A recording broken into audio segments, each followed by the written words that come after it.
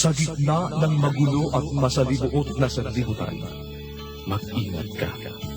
Sa paghakbang ng iyong mga paa, ay tiyakin mo ang landas na iyong patutunguhan.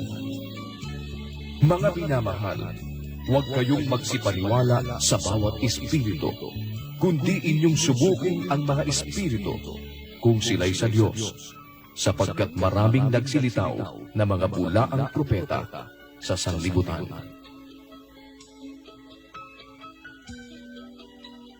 Ganito ang sabi ng Panginoon: magsitayo kayo sa mga daan at magsitingin kayo at ipagtanong ninyo ang mga dating landas kung saan nandoon ang mabuting daan, at magsilakad kayo roon at kayo'y mga kakasumpong ng kapahingahan sa inyong mga kaluluwa.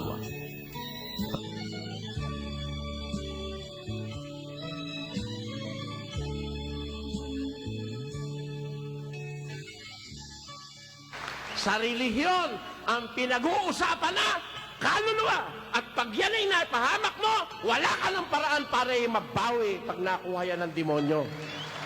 Ngayong nakasumpong ka ng mabuti, huwag kang magpatumpik-tumpik, huwag kang magpa-delay-delay, huwag kang magpabukas-bukas. Pagkakasumpong mo ng mabuti, gawin mo agad. Kailangan lang ang gagawin mo, ang sasabihin mo, ang gagastusin mo, kailangan nakasulat. Amen?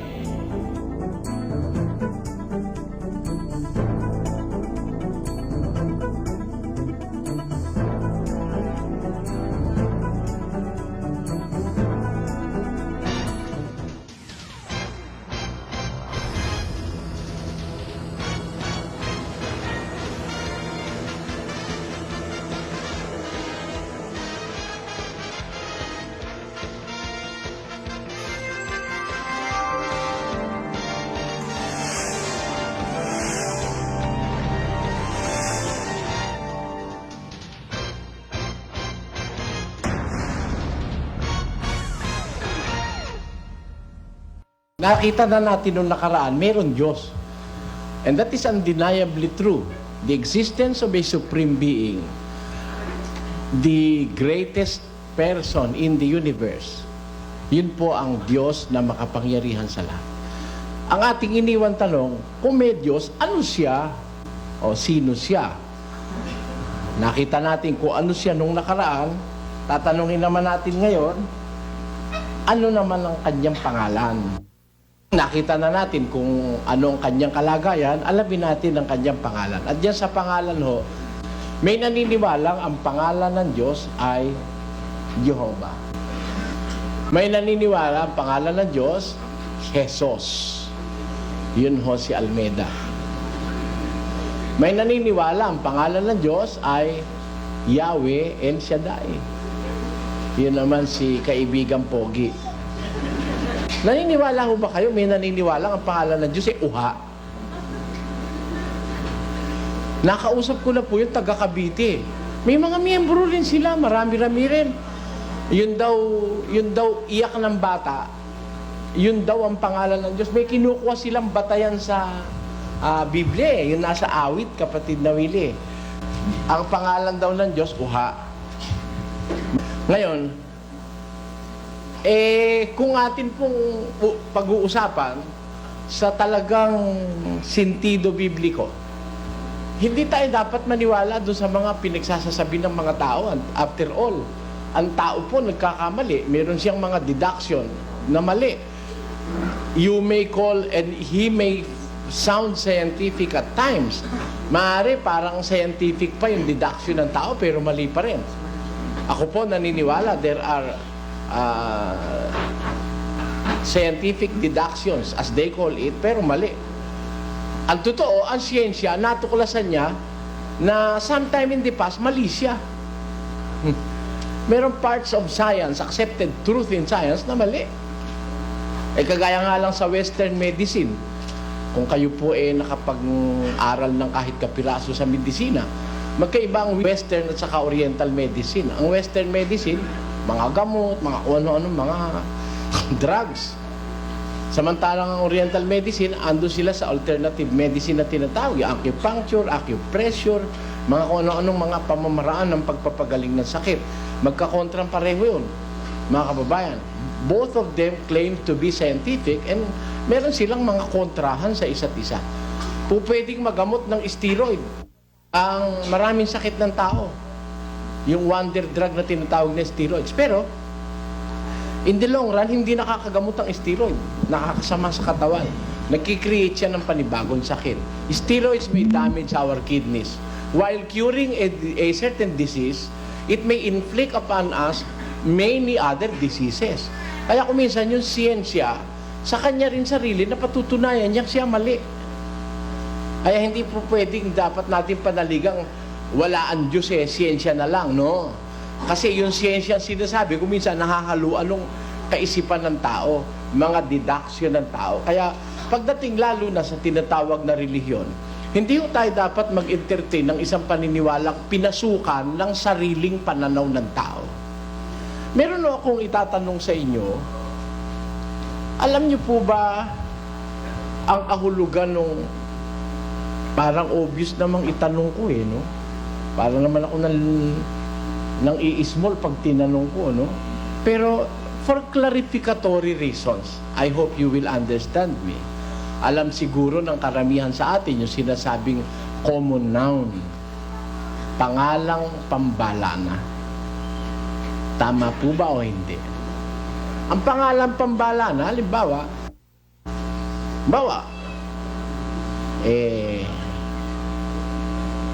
lugar. Ayan, lugar. Isang lugar. Yung lugar, pangalang pambalana yun. Yun yung tawag dun common noun. Ngayon, para maging pangalang pantangi, anong lugar ika? Vista Verde ika. Ayan. Pangalang pantangi na yun. Anong lugar? Ito na ika sa Kainta. Bayan, pangalang pambalana. Maraming klase ng bayan Pero pagka nilagyan anong pangalang pantangi yung bayan, bayan ika ng Kainta. Ayun. Pantangi na yun. Bakit ko po sinasabi ang bagay na ito, mga kapatid? Meron ho kasing paniniwala ang mga iba't ibang relihiyon na ang Diyos daw may pangalang pantangi, proper name. And the most popular of them is the Jehovah's Witnesses. Ayun. Organisasyon, tinatawag nila ang kanilang sarili bilang Jehovah's Witnesses, mga saksi ni Jehovah. Naniniwala sila na ang pangalang pantangi ng Diyos ay Jehovah. Ayun. Ngayon, tayo ating pag-aaralan yung pangalan ng Diyos. The name of the Almighty Supreme Being, the Divine Providence. Ano pangalan niya? Kaya yun pantangi, kaya anong pangalan pa? Basta paniwala ako, mahalaga yun. Papantapantangi ka pa, gramatika pinag-uusapan dun Sa Biblia pa, may mababasa ka, pangalan pantangi, proper name. Is there any citation in the Bible explicitly mentioning about the proper name of God? Wala ho nun sa Biblia. Alam nyo kasi, kaya ako nasasabing ganon. Kasi po ang Biblia, kasi pag nagsabi ka nung wala sa Biblia, para bang ang ibig sabihin binasa mo na ang buong Biblia. Hindi ho sa pagyayabang. Pagka sinabi, wala sa Biblia yan. Pag sinabi ko, wala sa Biblia, aamagin ka, hindi mo nga makikita sa Biblia yun. Yun ang aking paniniwala. Kung gusto nyo, lahat ng pastor, sabihan nyo na tutulan tayo. Pag sinabi ko wala sa Biblia, hindi mo makita sa Biblia. Dahil sa nakaraang panahon sa awa ng Diyos na napag-aralan ko ang Biblia, para bang yung isang justice of the Supreme Court na pag nagdesisyon siya, nagiging doctrine yun. Kasi subok na siya sa legal matters. Sa mga questions of law, It is the Supreme Court, the highest court of the land, that decides whenever there are conflicts of interest in the question of law. Ang ibig ko pong sabihin ganito, mga kababayan. Maraming sinasabi ang mga tao tungkol sa Diyos. Isa sa mga pinagdidiskusyonan yung kanyang pangalan. Ito po, hindi lang object of discussion, kundi object na rin ito ng patayan. Alam nyo, pinagpapatayan niya relihiyon. Ang mga namatay dahil sa paniniwala sa relihiyon, mas marami kaysa sa namatay dahil sa paniniwalang politikal. Yung political ideology, mas marami nang napatay ang religious belief kaysa sa political mga ideologies. Ganito po ang ibig ko sabihin. Ang mas maraming gerang naganap sa mundo, gerang relihiyon. Between Catholic and Protestant in Great Britain and Ireland, between Negroes and whites of the United States of America because of religious indifferences. May mga relihiyon sa Amerika hindi tinatanggap ang negro dahil doon yung mga negro sinumpa kaya raw mga pangit. Naniniwala kayo ron? Ang Mormons hindi tumatanggap ng mga ngaral na negro nung araw. Ngayon, ka-atake, tumanggap na rin sila. Pero nung araw, ang Mormons walang mga ngaral na negro. Dahil yun daw mga negro nasa ilalim na sumpa. Biro nyo nangyayari sa tao dahil sa relihiyon, nagpapatayan, nag-aaway. Isa sa pinag-aawayan, yun pong pangalan ng Diyos. Ayan. May nagsasabing, ang pangalan ng Diyos ganito, ganun. May nagsasabing, hindi raw yun, proper name daw ng Diyos, yung Jehovah. Ngayon, doon ko po gusto kayong hikayating mag-isip ngayong gabi.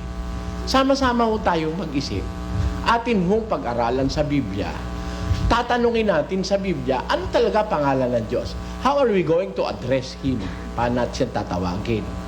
Tatawagin ba natin siyang Jehovah namin? O Jesus? O kaya Uha? O kaya ako nga? Marami. Tanungin natin sa Biblia, ano ba sa Biblia ang kahulugan ng salitang pangalan? Ano yung pangalan sa Biblia? Kasi, kung hindi mo naintindihan ang aspeto ng pagbibigay ng pangalan in the biblical manner, maliligaw ka. Ngayon kasi, pagbibigay ng pangalan anak ni Bernard Villesa, ginawa Dranreb. Saan ang galing yung pangalan Dranreb? Binaliktad yung Bernard. Anak ni Maria, anak ni Crisostomo, pinangalan ng Marie Chris. Diba? Tama po ba ako, mga kapatid? Sa ating panahon, ganun ang konsepto ng pagpapangalan. Kung ano magustuhang ipangalan, yun ang ipinapangalan. Ayan. Sa Biblia, ano ang kahulugan ng salitang pangalan? Name. Pakinggan nyo sa 3 ng Henesis, meron ganitong pangungusapang kasulatan. At nilalang ng Panginoong Diyos sa lupa ang lahat ng hayop sa parang at ang lahat ng ibon sa himpapawid at pinagdadala sa lalaki upang maalaman kung anong itatawag niya sa mga iyon. At ang bawat itinawag ng lalaki sa bawat kinapal na may buhay ay yaon ang naging pangalan yaon. Yung katawagan na itinawag dun sa bawat kinapal na may buhay, yun ang wika, ang naging pangalan yaon. Therefore, sa Biblia, ang kahulugan ng salitang pangalan, yung katawagan sa isang bagay.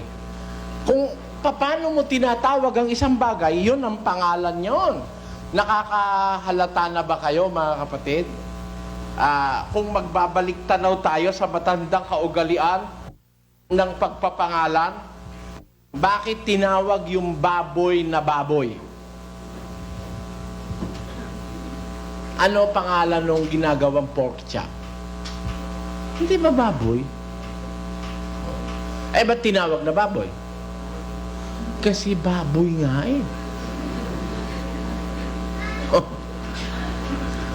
Hindi ba sa baboy ang ikinonsider sa pagpapangalan ng baboy yung karakter niya? Di po ba? Yung kanyang ugali, yung karakter, yun ang pinangalanan sa kanya. It is not the being, but the characteristic of that being, yung baboy. Pakinggan nyo sa Biblia kung ba't baboy. Basa. Sa 2 Pedro 2, ganito ating mabasa. Nangyari sa kanila ang ayon sa kawikaang tunay. Nagbabalik na muli ang aso sa kanyang sariling suka. At sa paglulubalob sa pusali, ang babaing baboy na nahugasan. Yung baboy, kahit hugasan mo, baboy pa rin yun. Pag nakawala yun, ang punta nun sa kababuyan, sa pusali. Kaya, meron tayong makikitang mga bagay sa mundo hanggang ngayon, that conforms with the biblical way of naming a thing. Because the name of a thing, ang pangalan ng isang bagay, ay yung kanyang katawagan. Kuminsan may tinatawag na, ayan ay kasi taba, oh. Bakit? Mataba eh. Saan kayo nakakitang, ayan si taba eh, parang patpat yung dumating? Wala nun. Yung katawagan, yun ay pangalang ginagamit sa isang bagay. Sa Biblia po ganun. Kung ano ang itinatawag sa'yo, yun ang pangalan mo. Sabi ng Biblia, kung ano itinawag ni Adan, yun ang naging pangalan niya. Tingnan ninyo yung uwak. Saan kinuha ang pangalan ng uwak? Doon sa kanyang sinasabi pag lumilipad siya. Uwak, uwak, uwak, uwak, uwak. Tama o hindi? Yun ang pangalan niya, yung sinasabi niya. Nakita nyo? Yung tuko, ano ang pangalan nun? Tuko. Di ba? Saan kinuha? Doon sa sinasabi niya. Hindi sa karakter niya, hindi sa kanyang kalagayan, kundi doon sa sinasabi niya, doon siya nagkapangalan. Ang pangalan niya, tuko. Ang pangalan ng uwak, uwak. Di ba? Napapansin nyo, mga kababayan, may mga iba-ibang pinanggagalingan ng pangalan. Pero, biblically speaking, ang pinanggagalingan ng pangalan, yung katawagan sa isang bagay. Kaya, nung sabihin ni Adan sa leon, na siya'y leon, yun ang naging pangalan ng leon. Leon. Hanggang ngayon nga, leon eh. Tignan mo sa iba't ibang mga wika. Leon sa Tagalog, leon sa Kastila, lion sa English. Isa sa pinakamatatandang lingwahe sa mundo ay ang Kastila at ang Latin. Ayon. Panahon pa ni Pablo, may salita ng Kastila. Hindi nababago yung tawag na leon, miski sa Latin. Nakita nyo? Kaya, may mga pangalan mga kapatid, na makikita natin sa Biblia, kumukonforme doon sa maaaring ugali ng isang tao, yung kanyang physical characteristic, o kaya yung kanyang sinasabi, o kaya yung kanyang ugali. Diyan ho natatawag ang mga pangalan sinasabi sa Biblia. Ang isang halimbawa ay si Esau. Tingnan ninyo kung anong kahulugan sa Biblia nung pangalan ni Esau, nakakambal ni Jacob. Dalawa ho ito sa bahay bata ni Rebecca. Dalawang kanyang anak. Naunang lumabas si Esau, siyang panganay. Nahuli si Jacob. Yung Jacob ho na yon, yun ang naging Israel. Pinanggalingan ng 12 angkang Israelita, yung Jacob. Kakambal ho yun ni Esau. Alam niyo kung ba't tinawag siyang Esau? Basa. At ang unang lumabas ay mapula, na buong kataway parang mabalahibong damit, at siya'y pinanganlang Esau. Sapagkat ang kahulugan ng Esau ay balahibuhin. Ayon. Tingnan ninyo. Sa Greek, sa Hebreo, yung salitang Esau, balahibuhin yun eh. Kaya pinangalan na Esau. Parang si Moises. Nang siya'y tawagin sa pangalang Moises, may kahulugan naman yung salitang Moises. Pakinggan nyo sa Henesis naman. Ganito ating mababasa. At ang bata ay lumaki, at kanyang dinala sa anak ni Faraon, at siya'y kanyang inaring anak, at kanyang pinanganlang Moises, Bakit? at sinabi, sapagkat aking sinagip siya sa tubig. Yung Moises po, sa kahulugang Ehipsyo, ang kahulugan ng Moises, sinagip. Kaya, ang tawag sa kanya, Moises. Sinagip. Bakit si Moises ay sinagip? Para naman ho siya sumagip. Tandaan nyo. Si Moises ay nasagip para sumagip sa iba na mapapahamak. Kaya si Moises ay naging tagapagligtas ng mga Israelita. Yung kahulugan sa Ehipsyo nung salitang Moises ay sinagip. Makikita nyo sa Biblia, may mga konsepto ng paglalagay ng pangalan. Minsan, karakter ng pagkatao, yung kanyang ugali. Minsan, yung kanyang physical appearance, kagaya ni Esau. Minsan, yung kanyang, kagaya ni Moises, sinagip, dun naman binata yung kanyang pangalan.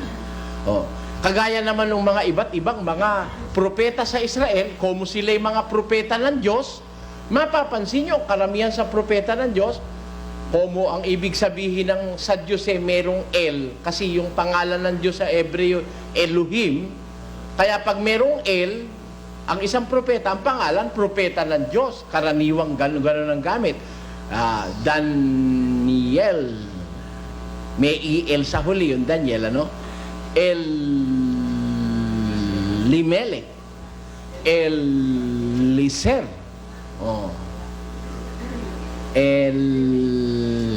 Yesar, Eliseo, pangalan ko ho yun. Tapos, marami, Ezekiel.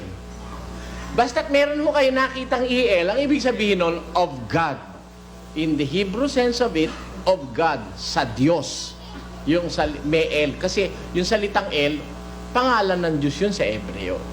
Doon po sa mga punto na yan, makikita nyo talagang may pinanggagalingan ng pangalan. Hindi isang aspeto. Pero ngayon, sa panahon natin, ang pinanggagalingan ng pangalan, irrelevant na sa katotohanan. Kuminsan, tinawag na Maria. Pangit. Sa Hebreo kasi, ang kahulugan ng salitang Maria, maganda eh. Maria, Maria, Maria la del Valioso. Yan, yung ganon. Alam nyo kasi yung Maria, maganda, ibig sabihin maganda eh. Ngayon merong Maria duling. Meron Maria sungad-ngad ang ilong. Pagka-itim-itim ng batok, maraming mga peka sa mukha. Maria pa rin ang tawag. Hindi kagaya ng araw, pag tinawag kang Maria, maganda. Maria Dolores, Maria, may mga kaduktong eh. Kasi yung Maria maganda. Ayun.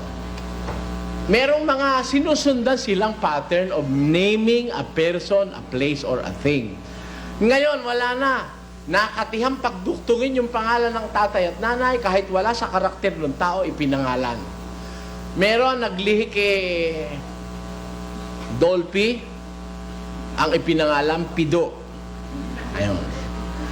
Meron, binaliktad nga yung Bernard Villesa, ginawan Dran Reb. Yun ang pangalan ng anak niya, si Dran Reb.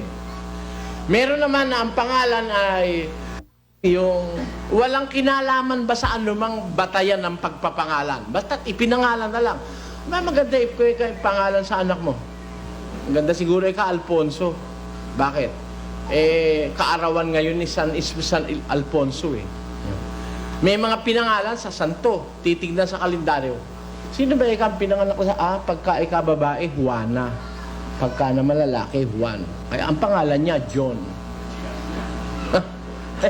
Kasi kaarawan ni San Juan. Doon ginagawa. Ngayon, yung Papa, halimbawa, Juan Paulo, ngayon maraming Juan Paulo. Dito sa reign ni John Paul II, maraming pinangalan ng Juan Paulo without any relevance to the child. Walang kaugnayan doon sa bata. Binigyan ng pangalan ganon. Ayun. Pero sa Biblia po, hindi ganon. Sa Biblia, may mga pinagbabatayan. Minsan, karakter. Minsan, physical appearance. Minsan, kagaya ni Sakyo, pandak yun eh. Meron, kuminsan yung kanyang sinasabi o kaya yung kanyang laging ginagawa. Kagaya nung panahong una rito sa ating kapuluan, nung Tagalog na Tagalog pa rin sa Bulacan. Talagang pagka laging champion, lalo na sa takbuhan, tinawag ang apelyido, di maunahan Ngayon, meron pa di maunahan Yung sekretaryo ko dun sa Pampanga, ang apelyido, di malante.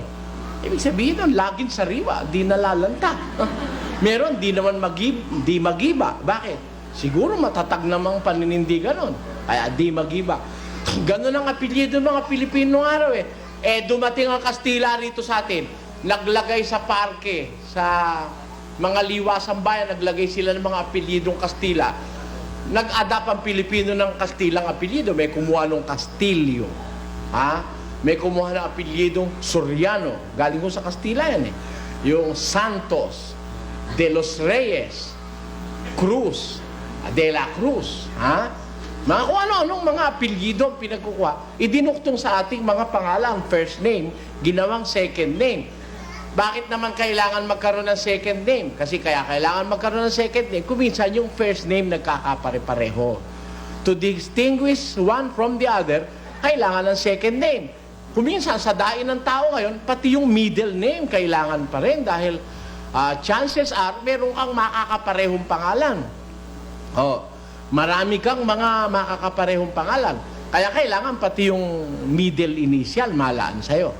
Yan ang pag-aaspeto ng mga pangalan sa Biblia. Pero, pagdating sa Diyos, sino magpapangalan? Sige nga po. Maraming pinanggagalingan ng pangalan. Ang Diyos, sino magbibigay ng pangalan? Napaka-obvious naman. Tayong tao, pinanganak kahapon, bibigyan natin ng pangalan ng Diyos. Payag kayo? Kahapon lang tayo pinanganak. Tayo magbibigay sa Diyos ng pangalan. Di kawawa naman ang Diyos nung hindi pa tayo pinanganganak, wala siyang pangalan. Ganun ba yan? Sa Biblia hubay, meron bang mababasang tayo kahapon lamang ipinanganak? Binasa ko yun. Naku po, yung mga tao hindi magkamayaw sa palakpak. Nakita nila yung pastor nila, bobo. Hindi marunong ng figures of speech. Niliteral yung sinabi kong kahapon lamang. Compared to God, kahapon lang tayo. Tama po o hindi? Wala tayong alam. Wala tayong sukat na maipagmalaki. Kahit na ikaw pa pinakapatalinong tao sa mundo, wala ka pa rin pwede ipagmalaki. Unang Korinto. Pakinggan niyo. Sapagkat ang kamangmangan ng Diyos ay lalong marunong kaysa mga tao. May kamangmangan ho ba ang Diyos? Sabi ng mga born again, Suryano, ba't mo naman sasabihin may kamangmangan ng Diyos? Nakasulat na nga sa Biblia, may kamangmangan ng Diyos, ayaw ka pa. Ang kamangmangan ng Diyos, lalong marunong kaysa mga tao. At ang kahinaan ng Diyos ay lalong malakas kaysa mga tao. May kahinaan ng Diyos o wala? Yung iba, pagka sinabi mo, may kahinaan ba ang Diyos? Ay, wala, malakas yun Diyos yun, makapangyarihan sa lahat at magkakaroon ng kahinaan niyo. Nasa Biblia, may kahinaan ng Diyos. Kaya lang, yung kahinaan ng Diyos, lalong malakas kaysa sa mga tao. At yung kamangmangan ng Diyos, lalong marunong kaysa mga tao. Kaya, ikaw na ang pinakamarunong na tao sa mundo, mangmang ka pa rin para sa Diyos. Bakit? Yung karunungan mo, pinakamangmang ka lang sa Diyos. Ano po ibig ko sabihin, mga kapatid? Tayo kahapon lang pinanganak Ang pangit naman kung tayo gagawa ng pangalan para sa Diyos. Amen? Kahapon lang tayo pinanganak Ngayon, tingnan ninyo ang isa sa kanilang ginawang pangalan. Noon hong 14th century, alam naman yung kahulugan ng 14th century Nag-uumpisa po ang 14th century noong 1301. At patuloy. Noong 13th o 14th century, meron ho silang ginawa sa pangalan ng Diyos. Ang pangalan ho kasi ng Diyos ito Sa nakasulat sa 2 tapyas na bato, At sa mga manuskrito ng Biblia, ang pangalan ng Diyos sa original na Hebrew letters ay ito. Yod, He, Waw, He. Y-H-W-H. Ayan. Ang katumbas ho niyan sa English alphabet ay Y-H-W-H na kung tawagin ay tetragrammaton. Wala ho siyang vowels. Wala. Ang mga Hebrew readers, sila ang nagsusupply ng corresponding vowels pag binabasa nila ito from right to left. Ayan. Kaya kung atin nung isasali nito sa modo ng pagsusulat ng English grammar, lalabas ko ito Y-H-W-H. Yan ho, labas niyan. Kasi tayo kung magsulat, umpisa sa kaliwa, papunta sa kanan. Ang Hebrew, mula sa kanan, papunta sa kaliwa. Kaya ito, kung isusulat natin sa ating wika, YHWH. Ito ho na ngayon ang ginawa nila ng imbento. Sa original na mga manuskrito ng Biblia, wala hong vowels, walang vowel sounds. The reader supplies the vowels. Ngayon, kung ito walang vowels, wala tayong paraan para malaman natin ang ano nito, ang pronunciation. We can pronounce all consonants, di ba? Pag puro consonants, di natin mapupronounce ito. Ngayon, inaamin ng saksi ni Jehovah na walang nakakaalam ng pronunciation, na wala ang pronunciation dahil itong pangalan ng Diyos nung araw, ang paniwala ng mga relihiyosong Hudyo, masamang banggitin ng banggitin dahil magkakasala ka pag binanggit mo ng binanggit ito sa walang kabuluhan. Kaya, this has come to be sacred, to be pronounced, that the Jews during those times regarded this as a sacred name na hindi dapat na laging ipronounce o sasabihin. Dahil doon, tumabas ang panahon, sinulat yan na wala yung pronunciation. Inaamin ng lahat ng biblical scholars, lahat ng biblical scholars umaamin na walang nakakaalam ng tamang pronunciation ng mga letrang ito ng Hebreo na Y-H-W-H. Wala akong nakakaalam niya. Ngayon, nitong 14th century, 1400 taon, ang ibig sabihin, 1400 taon ng patay ang mga apostol, may lumitaw na haka-haka. Kuro-kuro. Ito raw YHWH na to, ay dapat ma-pronounce. Nilagyan nila ng vowels. Hindi nila ma-pronounce yung Y, HWH, hindi ma-pronounce ito sa ano wikang ano ito wikang Hebreo ito Hindi nila magaya yung pronunsasyong Hebreo. Isinali nila sa English. Yung Y, pinalitan nila ng J. Yung W, pinalitan nila ng V. Kaya naging JH, VH. Hindi ko kasi kayang i-pronounce ng mga ordinary English people the way the Jews pronounce YHWH. Hindi lang pronounce yung Y Iba hong pronunciation sa Hebrew nito Kaya nilagay nila, mas makahawig sa atin J. Yung Y ng Hebrew, ang kahawig sa atin sa wikang English, sa English, ay J. Then naging JH, VH po. Kasi ito talaga ang spelling nito. Wow wow. Yun, wow. Pero kung i-pronounce mo yan ng mga Hebrews, wow. Hindi nila ma-pronounce yung wow. Hindi, wow. Kaya, pinalitan niya ng V ng mga Masoretes na nagsali ng Biblia, naging JHVH. Saka ngayon nilagyan ng vowels. Diyan ho nanggaling ang salitang Jehovah. Ito ho'y nag-umpisa noong 14th century. 1400 na taon na, matapos na pumanik sa langit si Jesus at namatay mga apostol. Kaya tayo nakakapagtiwala na ito salitang Jehovah, hindi totoo ito.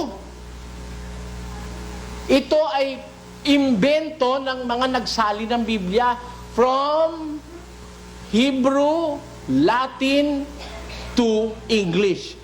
Pinalitan nila yung YH, WH ng JH, VH, and added vowel sounds to it. But it belongs to an entirely different word.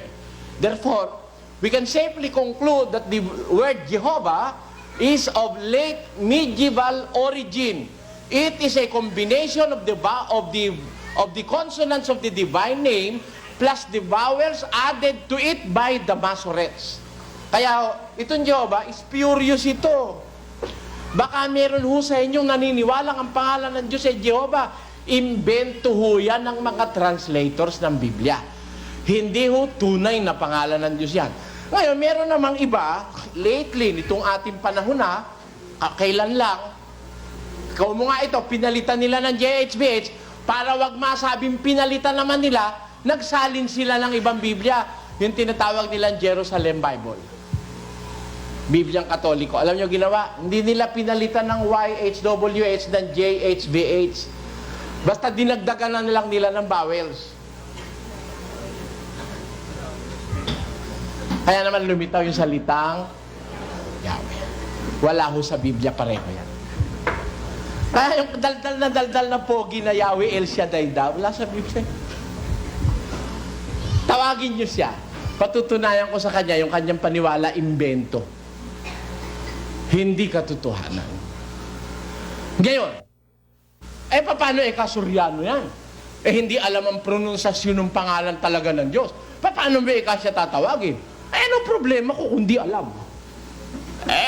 Ebreo naman ang gumamit niyan . Ako ba Ebreo? Ebreo ba tayo? Sino sa inyo kahit isa rito Ebreo? Ba't mo naman gagamitin yung Ebreo? Hindi ka naman Ebreo. Kailangan daw Ebreo. Sinasabi sa'yo. Kung kailangan Ebreo, hindi na sana tayo binigyan ng Diyos ng wikang Tagalog. Kung kailangan na Ebreo. Dapat lahat ng tao Ebreo na. Ang salita. Tanong, sino may kalooban na tayo'y magkaroon ng wikang Tagalog? Pakinggan nyo sa 11 ng Henesis, ganito ating mababasa. Basa. At ang buong lupa ay iisa ang wika at iisa ang salita. Nung panahon ni Noe, there is only one wika, there is only one salita in the whole face of the earth. Ano nangyari? At nangyari na sa kanilang paglalakbay sa silanganan ay nakasumpong sila ng isang kapatagan sa lupain ng Sinar. At sila'y nanahan doon. At nagsang-usapang, halikayo, tayo gumawa ng mga laryo at ating lutuing mabuti. At inari nilang bato ang laryo at ang betun ay inaring argamasa. At nagsipagsabi, halikayo, magtayo tayo ng isang bayan natin at ng isang muog na ang taluktok niyaon ay aabot hanggang sa langit at magtataglay tayo ng isang ngalan, baka tayo mangalat sa ibabaw ng buong lupa. Ang utos ng Diyos doon sa tao noon, magpakarami kayo, kalatan nyo buong lupa. Sabi ng Diyos. Aba, ayaw kumalat. Matigas talaga ang ulo ng tao, no? Kasama na tayo ron. Talagang matitigas ang ulo natin. Ang gusto ng Diyos, kalatan ng lupa. Kasi nga naman, pagka nasa isang lugar ka lang, sige nga, kung lahat ng tao nasa Maynila, you can just imagine kung ano mangyayari sa Maynila. Marumi, mabaho, puro basura, puro dumi, polluted. Kasi lahat ng tao nasa Maynila . Ang gusto ng Diyos, ma-maintain yung proper ecology, the balance of nature. Kaya sabi ng Diyos, kalatan nyo ang buong lupa. Kasi pag hindi kumalat, ang tao, nasa isang lugar lang, bawa, hindi tayo pumupunta sa Africa dahil mainit doon. Ang nandun, puro leon, tigre, etc., etc. Dadami ng dadami yun. Walang tao ron . Dami ng dami yun. Pag lusob nun, todas tayong lahat. Magkaroon lang ng stampede, ay todas ka. Kaya tayo pinakakalat ng Diyos, replenish the earth, subdue it, supilin yung lupa, para mas marami ang tao kaysa sa hayop na mababangis, para wag tayong mas-subdue ng hayop. Tayo makasubdue sa hayop. Pinakakalat tayo sa maraming reasons. because of the proper balance of nature, ecology, etc., para mabalabanan ng polusyon, pinakakalat. Itong mga tao sa panahon nung matapos na yung baha, ayaw kumalat, matigas ang ulo. Ang gawin natin, ha? Sabi nila, ang gawin natin, tayo magtayo ng muog, mataas na mataas, na pagka tayo napalayo, pag nakita natin yung taluktok ng muog, makakabalik tayo uli. Alam nyo kung anong tawag doon sa muog na yon? Yun po ang Torre ni Babel. Ngayon, ano nangyari? Tuloy po natin. At sinabi ng Panginoon, narito, sila'y iisang bayan, at silang lahat ay may isang wika. At ito ang kanilang pinasimulang gawin, at ngayon nga'y walang makasasawata sa anumang kanilang balaking gawin. Halikayo, tayo'y bumaba, at yan din ay ating guluhin ang kanilang wika, na anupat sila'y huwag magkatalastasan sa kanilang salita. Ganito, pinanabog sila ng Panginoon mula riyan sa ibabaw ng buong lupa, at kanilang iniwan ang pagtatayo ng bayan. Kaya nga, ang pangalang itinawag ay Babel, sapagkat doon ginulo ng Panginoon ang wika ng buong lupa. Bakit tinawag na Babel? Kasi ang kahulugan, dun ginulo. Ang kahulugan kasi ng Babel, kaguluhan Ginulo ng Diyos ang wika nila. Tinan nyo, ang Diyos ang gumulo sa wika. Bakit? Ayaw maghiwa-hiwalay. Nung hindi na magkaintindihan. Nano, sabihan mo? Anya. Nano, anya. Hindi magkaintindihan, hiwalay. Naghanap siya ng kaanya niya. Anya, tinagan mo? Tinagan ko? Ay, si Pedro. Alam mo? Yun namang, nano ka no, lagyo mo? Lagyo ka, Pedro. Yung nakaintindihan, nagkasama-sama. Por qué? Sabi naman nung isa, gutin. Hindi magkaintindihan Naghiwa-hiwalay. Nasunod yung gusto ng Diyos, nakalatan ng buong lupa. Sino may kagustuhang magkaiba-ibang wika ng tao? Bakit tayo wikang Tagalog? Gusto ng Diyos o hindi? Bigay ng Diyos yan In fact, there is a living testimony in the history of the world that the Tagalog language is one of the richest languages in the world. Sabi ni Ferdinand Blumentritt, the Tagalog has the fullness and the elegance of Latin. The Tagalog language has the fullness and the elegance of Latin. Ang Latin ay isang wikang kumpleto. Pero it is now considered as a dead language sapagkat wala nang gumagamit na bansa nito. Pero kumpleto ang Latin. Itinulad sa Latin ang Tagalog. Napakayaman kasi ng Tagalog Alam niyo kung bakit? Saba. Sa Ingles, Banana. Latundan. Sa Ingles, Banana. Lakatan. Sa Ingles, Banana. Bungulan. Sa Ingles? Banana. Sa atin, iba-iba. Pag sinabi mong latundan, pambata yun. Pag lakatan, pang matanda-tanda na lang konti yun. Pag butuan, para sa nagtatai yun. Yung may mga buto. Di ba gamot sa nagtatay yung butuan? Pag bungulan, sa makakapalang sikmura yun. Pag mahina-hina sikmura mo, kinain mo yung bungulan, yung malalaking kulay berde, naku, namilipit ako sa sakit ng tiyan doon. Kaya tinandaan ko na, ayoko na uli. Meron naman, Gloria. Tamo? Di ba? Yun naman ang saging ng mga unggo, yung maliliit na gano'n, Ang dami, Englishin mo't puro banana. Mas mayaman ang salitang Tagalog sa English You can fully express yourself in Tagalog than in English. Bakit? Tingnan I have money. Ako. Have, meron. Money, pera. May pera ako. Kung walang pera. I have no money. At ay tatagalogin ko. Ako. Have, meron. No, wala. Pera. Meron akong walang pera. Pangit. Sa Tagalog, diretso, wala akong pera. Alin ang mayaman? Tagalog o English? Sabi ni Ferdinand Blumentritt, the Tagalog language has the elegance and the fullness of Latin and the splendor of Spanish. Napakaganda ng Tagalog. Napakayaman sa ang panitikan Tagalog. Kaya maraming synonyms ang Tagalog. Marami ring antonyms. Kaya nakakagawa ka ng poesyan tula di ba? No? Yung mga tula. Kasi, yung mga synonyms niya, naiiba-iba mo para tumama doon sa, ang tawag doon, rima. May rhyme. Kanyo, sa Tagalog lang may balagtasan Tama o hindi? Sino na nagbalagtasang Bisaya? Sa Tagalog, may balagtasan live.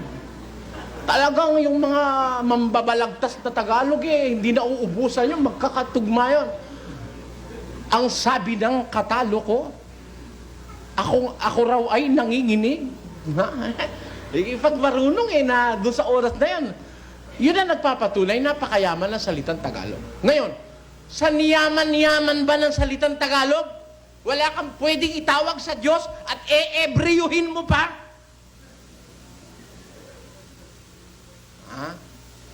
Granting na yung Yahweh, Ebreyo nga. Hindi totoo yun, no? Hindi totoong Ebreyo yung Yahweh. Imbento yan ng mga translators ng Biblia. Kahit si Mike Bilarde, gamitin niya man lahat ng 120 milyong na ipon niya sa bangko, gamitin niya man lahat yon, di niya kayang patunayan sa akin, sa harap ko, na yung Yahweh ay original na pangalang galing sa Diyos. Di niya kayang patunayan. Imbento yon, imbento yung Yahweh. Yung Jehovah, imbento rin. Granting na yan na nga, Ebreo na nga. Tanggapin na natin sandali na Ebreo na nga yun. Nasaan tayo? Nasa Pilipinas. Ano gagamitin natin? Kaya nga pinaghiwa-hiwalay ng Diyos ang wika para gamitin mo yung wika mo Amen? Gagamit ka ba ng ibang wika? Hindi. Dominus vobiscum secula secolorum.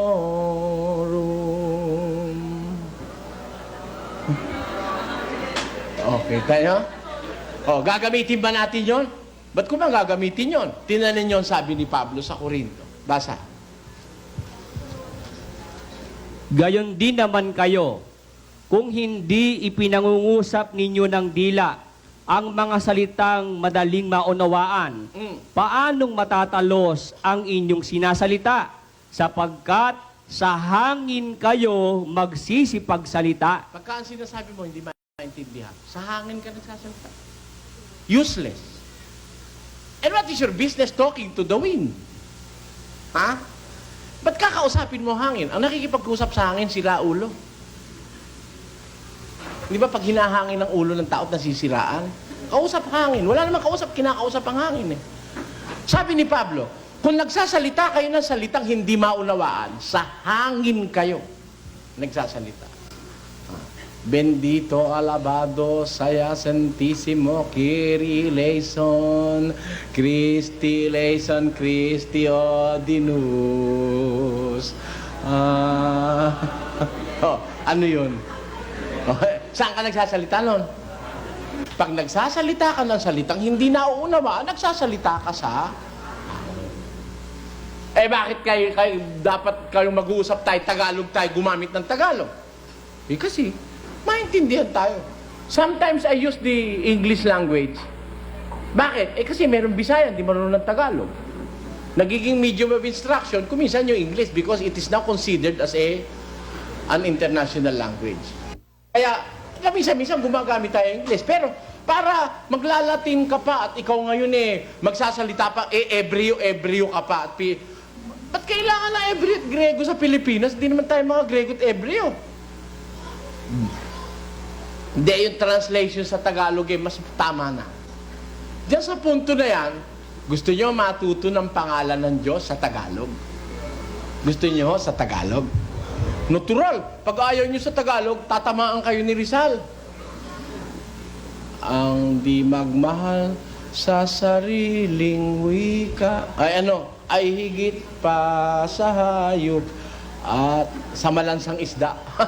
Tanyo, ang hindi magmahal sa sariling wika, mahigit sa hayop at malansang isda. Tanyo, Ako'y isang Pinoy sa puso't diwa, Pinoy na isinilang sa ating bansa. Ako'y hindi sanay sa wikang mga banyaga. Ako'y Pinoy na mayroong sariling wika. Meron ba talaga sariling wika ang Pinoy? At hindi ko ikinahihiya ang salitang Pinoy. Napakaganda pakinggan. Iniibig kita. Maganda, hindi? Tapos, pinakamamahal kita. Maganda, hindi? That's it, very sweet sounding to the ear. Pinakamamahal. Pinakamahal. Lalo na pag kinakanta, hanggang sarap pakinggan. Pakinggan mo sa Latin, ay sa German. Ang pangit It's Lebidich. Parang it bulaga. Ha? Mas maganda sa Tagalog ay minamahal kita, iniibig kita. Pagka ikaw naman Ilocano, ay aten ko. Ha? Kaluguranda ka sa Kapampangan. Namumuot ako sa imo. Mas maganda pakinggan yung salita mo di ba, no? O, ikaw ngayon ang Diyos. Ikaw ngayon ang Diyos. Tinuruan kita ng Tagalog nang manalangin kay Ingles. Ano mararamdaman mo kung ikaw ang Diyos? Binigyan kita sarili mo wika Tagalog tapos mananalangin kay Ingles. Mga Pilipino, English pati kung manalangin. Kaya tuloy ang bendisyon napupunta sa Amerika. Akala ng Diyos, Amerikano nila. Kalukuhan naman niya Bisaya ka Di manalangin ka sa Bisaya. Talk to God in your tongue. Binigay niya yon ang gamitin mo para sa Kanya. Sa iba, pwede ka magsalita ng English, sa Tagalog, pero ikaw, Tagalog ka, makikipag-usap ka sa Diyos, English ka. Kaya ako, pagka kaming dalawa lang ng Diyos magkausap, Tagalog ang ginagamit ko. Talagang yung Tagalog ko kung natutunan sa Luzon ang ginagamit ko. Tagalog ka, tapos dalawa lang naman kayo. Hindi bali, kung maraming tao, English yung mga kasama mo. Di manalangin ka man ng English dahil sa kanila. Ano? Pero kung ikaw lang mag-isa, tsaka ang Diyos, Tagalog ka, Bisaya ka, Jesus, Ginoo. Di, gamitin mo yung Bisaya mo. Di ba? Ayun ang gusto ng Diyos Siya nagbigay ng wikang iba-iba ng tao O di ngayon makita natin ngayon. Tanong, sa ating wika, may pangalan ba Diyos? Natural meron. Ano pangalan ng Diyos? Ayan. Tagalog tayo. Di, magbasa tayo Tagalog. Payag kayo, ang pangalan ng Diyos, basahin natin sa Tagalog, ho? Basahin natin. Makita natin sa ating wika, meron tayong pwedeng itawag sa Kanya, pakasarap gamitin yung salita niya sa Tagalog. Ang dai-daihong pangalan ng Diyos sa Tagalog na pwede nating gamitin. Kailanman tayo tatawag sa Kanya. Kung ano-ano yan, sa susunod po ating pag-aaral.